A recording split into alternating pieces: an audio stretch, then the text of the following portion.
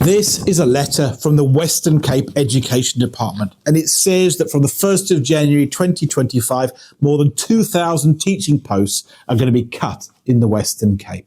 And it's an outrage and it's unnecessary. And the reasons that we've been told this is possible are financial, budgetary. The Western Cape government says it's very, very sorry. It's had these budgets imposed upon it by the national government, and ultimately it can no longer afford to pay these teachers.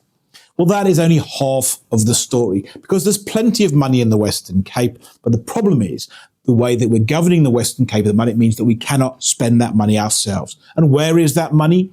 Well, 35% of the taxes raised in the Western Cape are going to the rest of South Africa and subsidising incompetence and corruption in other provinces. And that doesn't have to be and shouldn't be the case.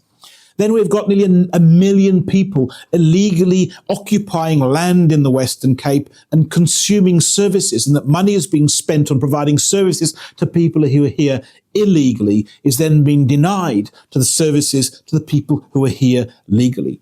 And then when it comes to policing, Alan Winde himself says that he's taken 1 billion rand out of the education and health budgets to spend on LEAP policing. And why is he doing that? Because he couldn't deliver on his 2019 promise to deliver the devolution of SAPs in the province, where we could have a proper police force, that's a provincial police force that's paid for out of the money we're already paying for policing.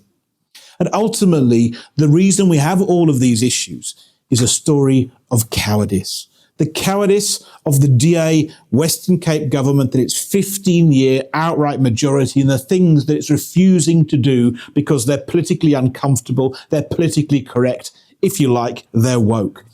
They could have passed the Western Cape People's Bill, and the Western Cape People's Bill would have given them the right to take control of all of those issues, but they didn't, and ultimately they blocked it. They could have called a referendum on either Cape independence or even federalism, but they didn't. It was uncomfortable, and as a result, we are now suffering the consequences of not having control over these issues.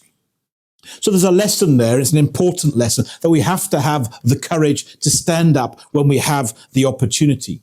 But it's not just the DA who arguably have found themselves lacking in courage. And one of the frustrating things is in the Western Cape, we know what needs to be done. We know we have to stand up, but many people just found it too uncomfortable to vote for a different party, to vote for the change that they want. And if you want things to change in South Africa, if you want things to change in the Western Cape, then you have to stand up, and join people like ourselves and support us so that we can then deliver the change that we all want. And in the next few months, you're going to see the referendum party driving an agenda of radical change, and we need you to support us. We're going to be pushing for a constitutional change that will end race-based policy. We are going to be pushing for a change in the law that will allow us to stop illegal land invasions and perhaps in some places even reverse them.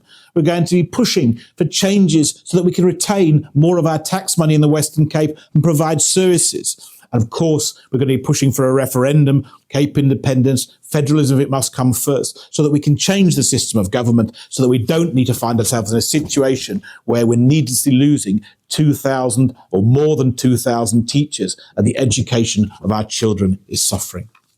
So please join us. Follow us on social media, Facebook, Twitter, @VoteReferendum. Keep in touch. And when we bring those campaigns, please stand with us, because together we can change this country and we can make the Western Cape an economic powerhouse, which we can all be proud of and live better, safer and more prosperous lives. Thank you.